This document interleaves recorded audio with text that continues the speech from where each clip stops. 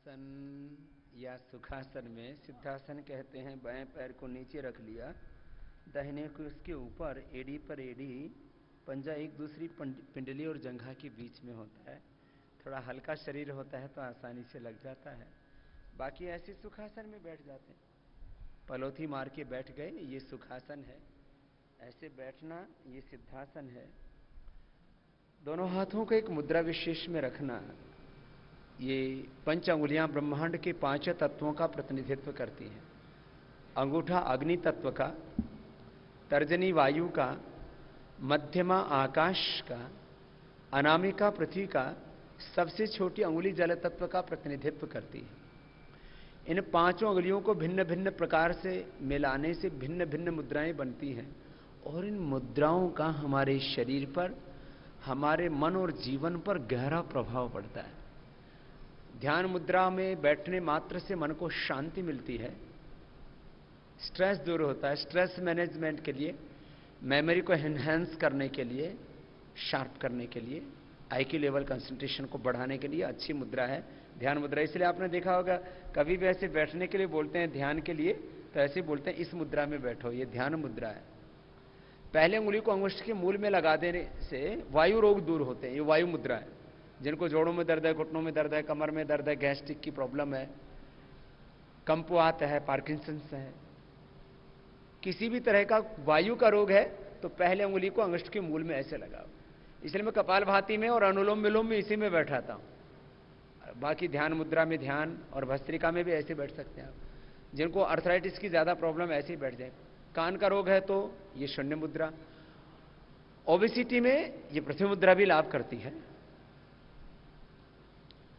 शक्ति मुद्रा, जिनको बहुत वीकनेस है तो ऐसे बैठे, लास्ट की दो उंगलियों को अंगुष्ठ के अग्रभाग से मिला दिया, अंतिम अंगुली को अंगुष्ठ अग्रभाग से मिलाए तो ये मूत्र रोगों के लिए अच्छा है। और मल्टीपल डिजीज है, एक साथ शरीर में कई बीमारियां हैं तो ऐसे बैठ गए। ये अपान मुद्रा है, बॉडी को डिटॉक्स करने के लिए ऐसे। और हाथों को ऐसे रखिए, ऐसे बैठ करके कम से कम 3 बार ओंकार का जप करके फिर प्राणायाम और ध्यान हम करेंगे। प्राण विद्या ये ब्रह्म विद्या है, ये अध्यात्म विद्या है। इसमें परा विद्या अपरा विद्याएं, माने पिंड और ब्रह्मांड के सारे रहस्य सन्निहित इतनी ऊंची विद्या है प्राण विद्या। ये प्राणायाम मात्र श्वासोच्छ्वास की क्रिया मात्र नहीं है। तो आइए, जिसको जैसी आवश्यकता उस मुद्रा में बैठ करके प्रथम 3 बार पावन ओंकार का उच्चारण करते हैं, उसके बाद योगाभ्यास शुरू करेंगे। ओ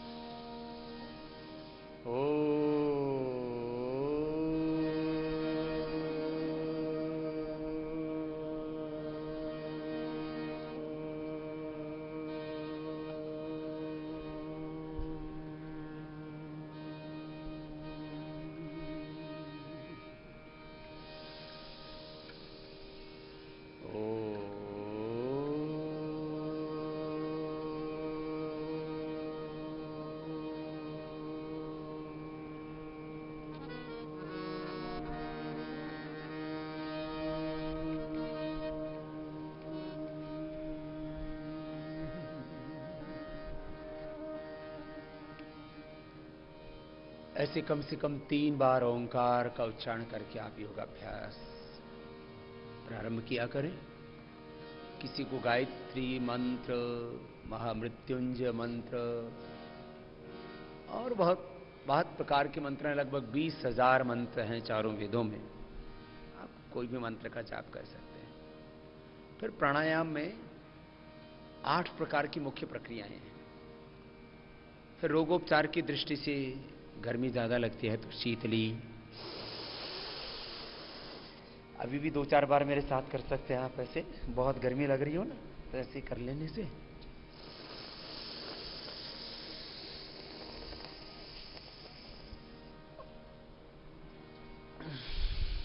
ठंडक मिलती है एकदम से।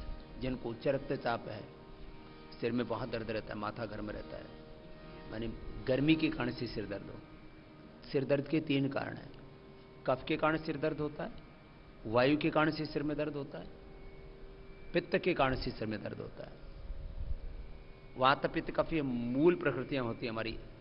किसी का वात प्रधान, किसी का पित्त, किसी का कफ प्रधान होता है। जिनके शरीर में बहुत गर्मी, उनके लिए शीतली,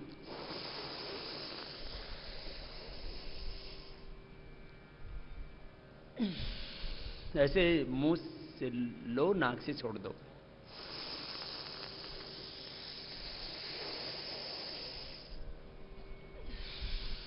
ये बहुत अच्छा प्राणायाम। दूसरा शीतकारी होता है, ऐसे दांतों के पीछे जीभ लगा दी,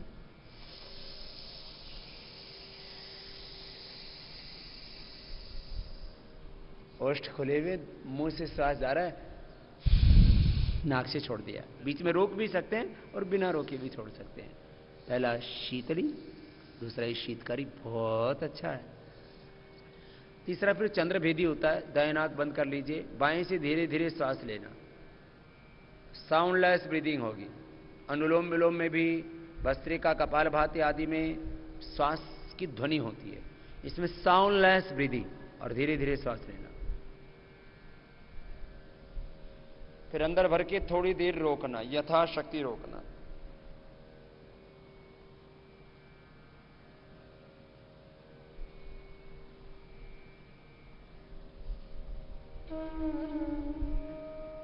फिर दाएं से धीरे धीरे बाहर छोड़ देना।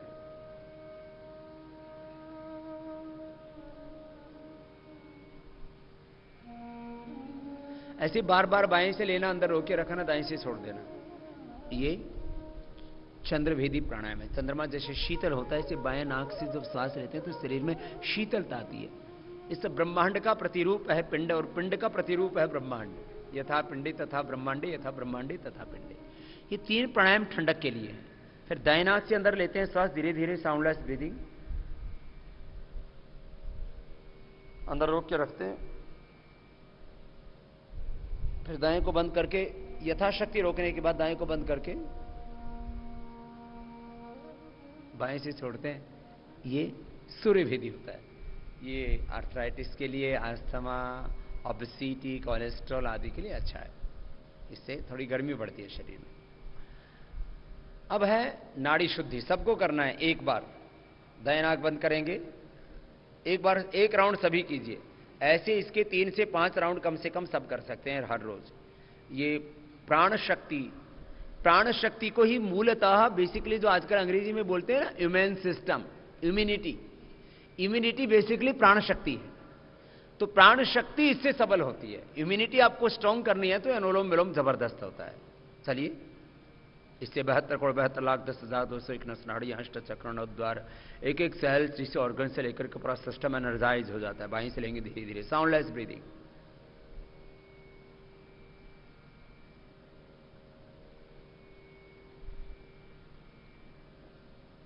अंदर भरने के बाद यथाशक्ति रोक के रखना।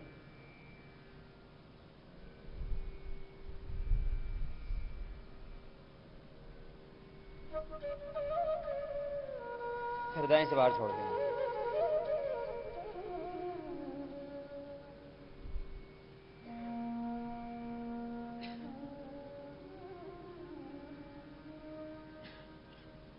धीरे धीरे छोड़ना, फिर धीरे धीरे लेना, धीरे धीरे लेना। साउंडलेस ब्रीदिंग,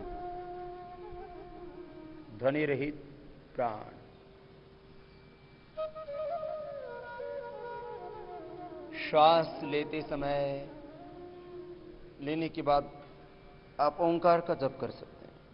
लेते समय ओंकार का जप, अंदर रोकते समय ओंकार का जप,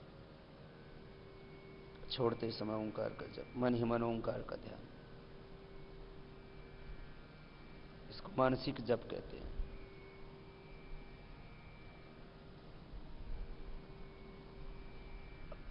अब दाएं को बंद करके बाएं से छोड़ दीजिए।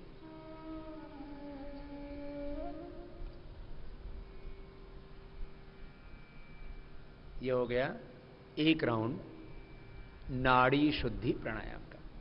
ये ऐसा लेमस ऑटोमन डिजीज, खास करके मस्कुलर डिस्ट्रॉफी जैसे रोग और इम्यूनिटी वीक हो जाती है तो बहुत लाभ करता है।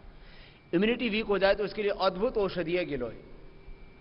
5 बीमारियां ऐसी हैं जिससे को गिलोय के द्वारा आप तुरंत कंट्रोल कर सकते हो और उनको क्योर कर सकते हो। एक, प्लेटलेट को एक ही दिन में बढ़ा देती है। माने जो आदमी मरने को है, ऐसे एक दो नहीं हजारों लाखों लोगों को हमने गिलोय खिला करके बचाया है, जो मौत के करीब पहुंच गए। डेंगू 100% क्योर कर देते। डेंगू, स्वाइन फ्लू, चिकनगुनिया को इससे बढ़िया एंटीबैक्टीरियल एंटीवायरल कोई मेडिसिन नहीं है गिलोय। स्वाइन फ्लू, डेंगू, चिकनगुनिया सबके लिए बता रहा हूं। कितने लोग मर जाते हैं प्लेटलेट घटने से। प्लेटलेट बढ़ाने के लिए पूरी दुनिया में कोई दवाई नहीं है, सिंगल मेडिसिन है गिलोय। इसमें थोड़ा मदद करता है एलोवेरा, मदद करता है इसमें बीटा ग्रास, थोड़ा अनार का जूस और पपीते के पत्तों का रस। हम बताते हैं जब बहुत देश में प्रकोप फैल जाता है, अब फिर बताना पड़ेगा, बरसात के बाद फिर ये हालत होने वाली है। अब इतना बड़ा हिंदुस्तान, अब इन मच्छरों को आप ऐसे सीमा में भी नहीं बांध सकते कि भाई जैसे हिंदुस्तान के नागरिक, पाकिस्तान के नागरिक एक दूसरे की जगह पासपोर्ट वीजा लेके जाना पड़ता है। ये कोई पासपोर्ट वीजा थोड़ी लेता है, कहीं घुस जाता है एक दूसरे स्टेट से दूसरे स्टेट में। और जहां कुछ तो गंदे पानी में मच्छर होते हैं तो साफ ही पानी में हो जाता है। इसको कैसे भगाओगे? और इनकी प्रजनन इनका बड़ा फास्ट है, इनमें कोई जनसंख्या नियंत्रण का कोई कानून नहीं मानते लोग। बहुत जबरदस्त है गिलोय। फिर मोटापा के लिए गिलोय रामबाण है। आप गिलोय पिया करो, रस पियो, गोली खाओ। फिर डायबिटीज के पेशेंट नॉन डायबिटिक हो जाते हैं। गिलोय से इम्यून सिस्टम इतना स्ट्रांग हो जाता है, जिनको बार बार सर्दी जुकाम बुखार होता है वो बंद हो जाता होना। जो गिलोय खा रहे हैं पिछले 10-15 सालों से, एक बार भी साल में सर्दी जुकाम बुखार नहीं होता। इतनी अद्भुत चीज है सर्दी जुकाम बुखार के लिए, इम्यूनिटी के लिए। और जिनकी कोई दवाई पता ना लग रही होने कि भाई इसको क्या खिलाएं, जैसे कैंसर है, टीबी है, एसएलईएमएस ऑटोमेटिक चीज है, तो हम 5 चीजें पिला देते हैं सबको। वीट ग्रास, एलोवेरा, गिलोय, तुलसी, नीम, 5 चीजें पियो, पंचामृत है ये। और मस्त सर बहुत कुछ है। अब आपको भस्त्रिका कराने से पहले थोड़ा और बता देते हैं। आपको बताया अभी शीतरी, शीतकारी, चंद्रभेदी, सूर्यभेदी, नाड़ी शुद्धि, 5 प्राणायाम बता दिए। 2 और बताता हूं। एक है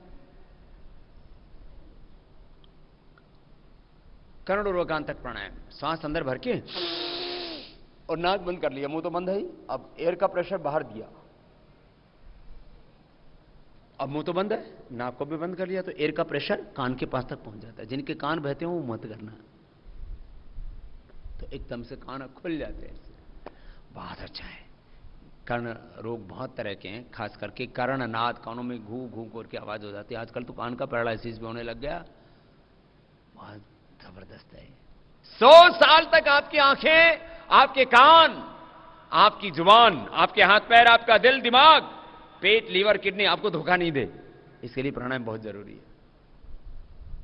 100 साल तक अपना शरीर, अपनी इंद्रियां, अपना दिमाग अपने को धोखा ना दे, इसके लिए योग आपको ताकत देता है। तो ये एक कर्ण रोगांतक तक बताया। फिर एक प्राणायाम होता है अंदर भर के, अंदर रोक दिया, और फिर ऐसे आप आधा मिनट से शुरू करके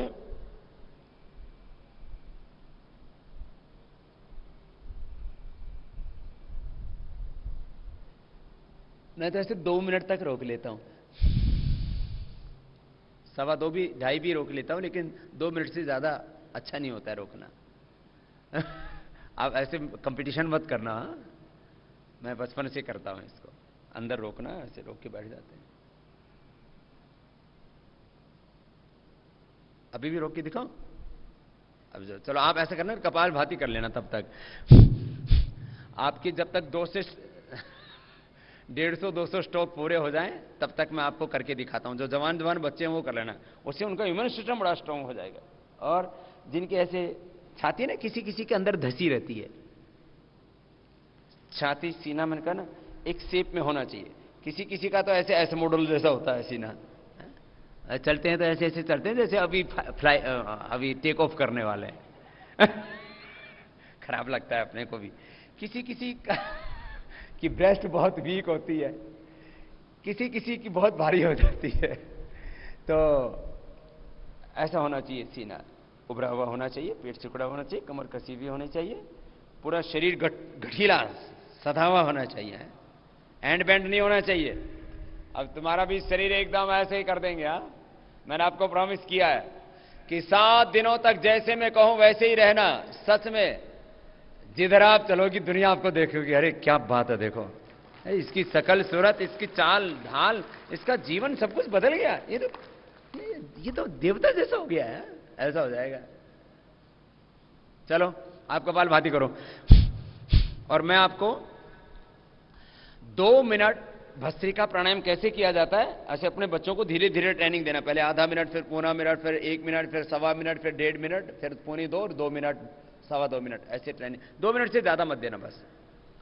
और इधर से हमारी बेटी जाह्नवी आपको वेद मंत्रों का पाठ सुनाती है। पहले बोलते थे स्त्री शूद्रो नाधियताम, स्त्री और शूद्र को पढ़ाना नहीं चाहिए, और वेद मंत्र तो बिल्कुल नहीं। बोले कोई वेद मंत्र उनके जो है कान में पड़ जाए तो बोले उनको शीशा डाल देना चाहिए उनके कान में गाल करके। तो हमने शूद्रों को वेद पढ़ाया। हमारे यहां पर शूद्र वेद पढ़ते हैं और पंडितों से भी कहीं कम नहीं, शायद उनसे ज्यादा ही विद्वान हो गए हैं। शूद्रों को भी वेद पढ़ाया हमने, और मां बहन बेटियों को वेद पढ़ाया। अब तो वेद पढ़ाती हैं ये, हमारे आचार्य कुलम में वैदिक शिक्षा की प्रमुख हैं ये, तो आपको वेद मंत्र भी सुनाती हैं। तन्मे मन शिव संकल्प मस्तु, शिव संकल्प मंत्र है, तो आप मंत्र सुनते रहिए और कपालभाति करते रहिए। जिनको जो रोग है वही मन को केंद्रित करके, मणिपुर चक्र में मोटापा है, डायबिटीज है, यहां कोई बीमारी है तो मणिपुर चक्र में मन को केंद्रित करना। हार्ट की प्रॉब्लम है तो यहां, फेफड़े की अस्थमा की प्रॉब्लम है तो यहां हृदय चक्र में, थायराइड की प्रॉब्लम है तो यहां विशुद्धि चक्र में, दिमाग बहुत परेशान रहता तो आज्ञा चक्र या सहस्त्रार में, वीकनेस है तो मूलाधार में, मन को केंद्रित करके और वहीं पर ओंकार का जप करते हुए ओम हो शिवोहम शिवोहम अहम ब्रह्मास्मि, अपने शिवत्व का अनुभव कीजिए। आप सभी शिवरूप आत्माएं, हम सभी शिवरूप आत्माएं, पूर्ण आत्मा है, दिव्य आत्मा है। तो चलिए आप कपालभाति कीजिए, और मैं कह रहा था अपना इम्यून सिस्टम अच्छा करने के लिए मैं आपको अभ्यंतर प्राणायाम भी करके दिखा रहा हूं।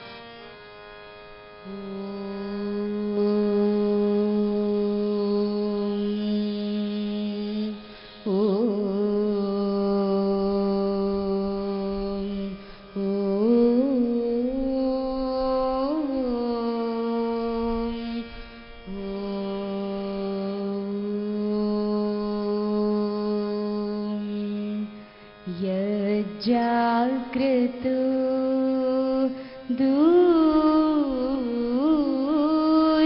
मुदैति दैवं तदुसूक्तस्य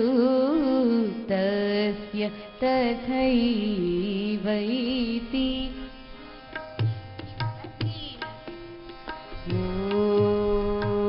ॐ यज्जाग्रतो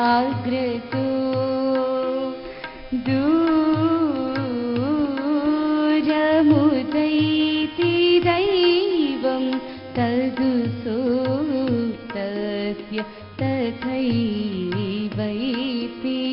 दूरं गमं ज्योतिषां ज्योतिरेकम् तन्मे मनः तन्मे मनः तन्मे मनः शिवसङ्कल्पमस्तु शिवसङ्कल्पमस्तु शिवसङ्कल्पमस्तु। ॐ येन कर्माण्यपसो मनीषिणो यज्ञे गृह्णन्ति वेदकेषु धीराः यदपूर्वं यक्ष्मन्तः प्रजानां तन्मे मनः तन्मे मनः तन्मे मनः शिवसङ्कल्पमस्तु शिवसङ्कल्पमस्तु।